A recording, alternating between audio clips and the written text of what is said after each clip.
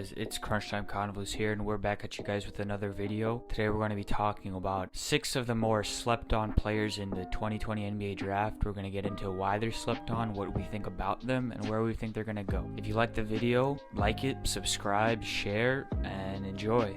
During Bay's sophomore year at Villanova, he broke out as one of the best shooters in college basketball, shooting 45% from 3 on almost 6 attempts per game. He averaged over 16 points as well. He dramatically improved his draft stock and put himself in position to be a mid to late first round pick in this year's draft. He has been deemed one of the more NBA ready prospects in this class. As mentioned before, Sadiq has one of the best jumpers in the draft and can be a great catch and shoot sniper in the NBA. He has great size at the 3 spot, being 6'8" and around 215 pounds. He's not a great athlete, his lateral movement being kind of slow, but he makes up for it with very high basketball IQ, with many people saying it's like Sadiq sees plays before they happen, which makes up for his lackluster athleticism. He has quick hands on defense and can hold his own despite his slow feet. He also has a 6'11" wingspan, which means he can guard power forwards with ease, and has the physical tools to be a great shot contester. Bay has a great body control and is a more methodical than most players, which means he doesn't have a great blow-by potential, but he is patient and can take advantage of the defense. One of the weaknesses of Bay is that he lacks the playmaking potential and the ability to create his own shot off the dribble. Despite this, I think Sadiq is one of the more slept-on players in this draft, and I'm sure he can make a good living in the NBA being a three-point specialist for many years to come. Scouts have compared him to the likes of Chris Middleton and a rookie Jaylen Brown. Some teams that could realistically get Bay and could use him are the Portland Trailblazers at 16, the T-Wolves at 17, and the 76ers at 21. The Blazers need as many shooters around Dame and CJ as possible to retool for a deep playoff run. The T-Wolves need a three-point shooting forward to make their lineup even more deadly, and Philly needs every shooter they can get because that team can't throw a pebble into the ocean. Players like Bay are coveted in the modern NBA, so I'm sure he'll get an opportunity to shine somewhere. Next up, we have Tyrese Maxey. Maxey's a 6'3", 20-year-old combo guard out of Kentucky University. He's one of the more unknown guards in this class, and it's probably because of his 42% from the field and 30% from 3 doesn't scream future star, but Maxey is more complicated. Sure, there were some games where he looked like a deer in headlights on the court, but there were also games where he was knocking down catch-and-shoot threes with ease and scoring off the dribble at will. When he gets hot from deep, he can rattle off 5, 6, 7 threes in a row without breaking a sweat. All he has to do is work on his consistency. He's a great scorer off the dribble and can attack the paint and finish with creative layups or a nice floater. He's a tremendous athlete who can run the open court on the fast break very well. He's a pesky defender who makes up for his lack of size with his ferocity on defense and his quick feet/hands. Maxey is a lethal shooter when he's hot and isn't afraid to pull it from deep in the big moments. Many analysts compare him to Sweet Lou Williams and Avery Bradley. He's kind of an enigma. He can become a solid NBA point guard, but his lack of consistency can cause him to flame out really quickly. His jumper looks a little funky since he shoots from basically his waist, but I think his upside is too high to pass on him if he falls into the late first round. He's actually projected to be selected in the mid to late first round. Some teams that could use a spark plug like him are the Utah Jazz at 23, the Mavs at 18, and the Magic at 15. The Jazz need another guard besides Donovan Mitchell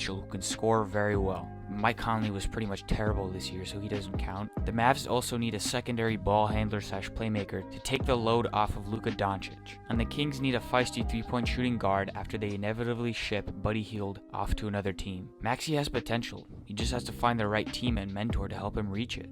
Third, we have Jaden McDaniels. Jaden is an interesting prospect. He dominated high school basketball and was projected to be one of the top draft picks in this class before his freshman year at Washington. However, he had a disappointing year and his draft stock plummeted. He was very inefficient, shooting 40% from the field and 33% from 3, and did not show off that automatic jumper he displayed in high school. However, I think he might end up being one of the better players in this class, and if put in the right situation, he can really achieve that. McDaniels, despite his mediocre lone year in college, is still super talented and has all the physical intangibles and abilities you love to see in prospects. He's 6'9", only 200 pounds, so he needs to add some weight, but he has a terrific 6'11" wingspan and is uber athletic. He has a great jumper that's almost unblockable.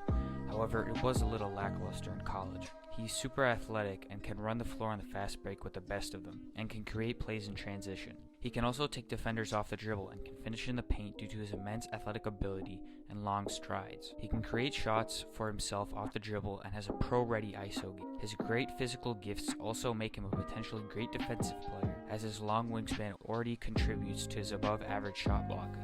This might be some OKC fan bias, but I really want the Thunder to draft this guy. He has all the potential in the world, and if he falls to the 25th pick, why not take a gamble on him? The Thunder have 1 million first-round picks over the next 5 years anyway, so why not try and get one of the highest ceiling players in this class? It would be minimal risk since it's a very late pick, and he's only 20 years old, so we'd have plenty of time to develop it. And who knows, the Thunder have a great culture and a great coaching staff that would surely maximize Jaden's potential. There's always that one mystery player in every class, one who can change your franchise for the better or leave your franchise in the gutter. McDaniels is that player. Number 4, Grant Riller. From Charleston, Riller is one of the more natural scorers in this year's draft. Averages about 22 points a game with exceptional efficiency. There aren't many statistical scorers with his abilities. The guard has a perfect balance of inside scoring and outside scoring, shooting about 36% for the 3-point line and about 59% from inside, whether it's a mid-range, layup, etc., anything that's 2 points. His weaknesses are his lack of playmaking and defense. Yes, he's a point guard, but he's not the traditional point guard like a John Stockton, somebody whose main goal on the court is to playmake. Teams are well aware that he can score an efficient clip. That's not a problem. His defense could also pose some problems for whatever team he's drafted by.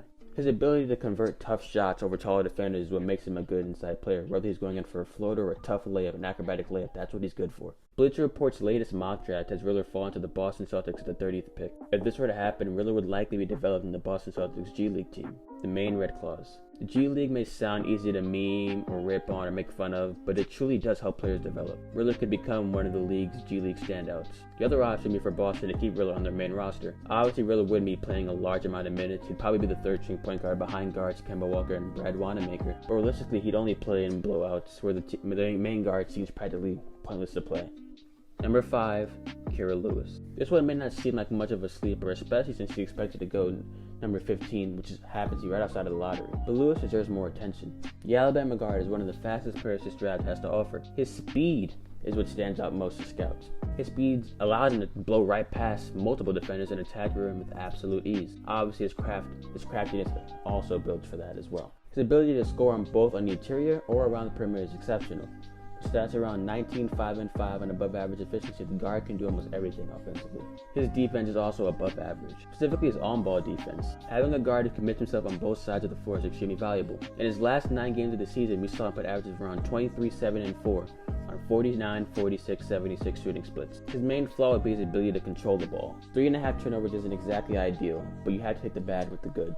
If you're searching for a player with a low turnover average, the point guard position is clearly not for you. The latest Bleacher Report mock draft has Lewis fallen to number 15 to the Orlando Magic. This could be a good fit for the young guard since Orlando has been desperate for consistent guard play for years. He would have easy access to players like Aaron Gordon, Nikola Vucevic, and Mo Bamba for easy pick and roll or pick and pop opportunities. The guard has a bright future ahead of him. And lastly, number 6, Xavier Tillman. 6'8" forward from Michigan State University, has the ability not to double-double with ease. His averages of around 14, 10, and 3 in his final year. His rim running is somewhat elite.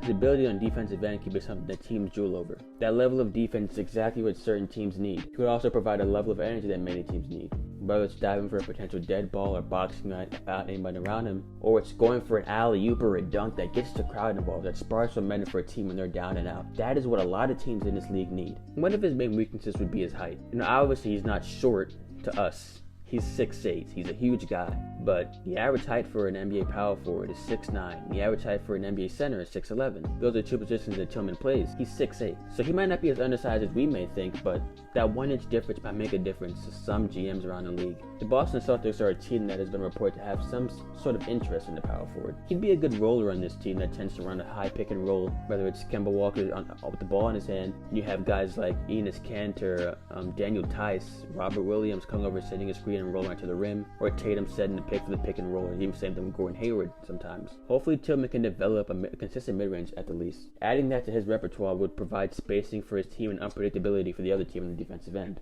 And there you have it. Those are our 6 draft sleepers. Let us know in the comments what players you think we missed. Remember to like, subscribe, and share. It's been Crunch Time Convos. Have a great day.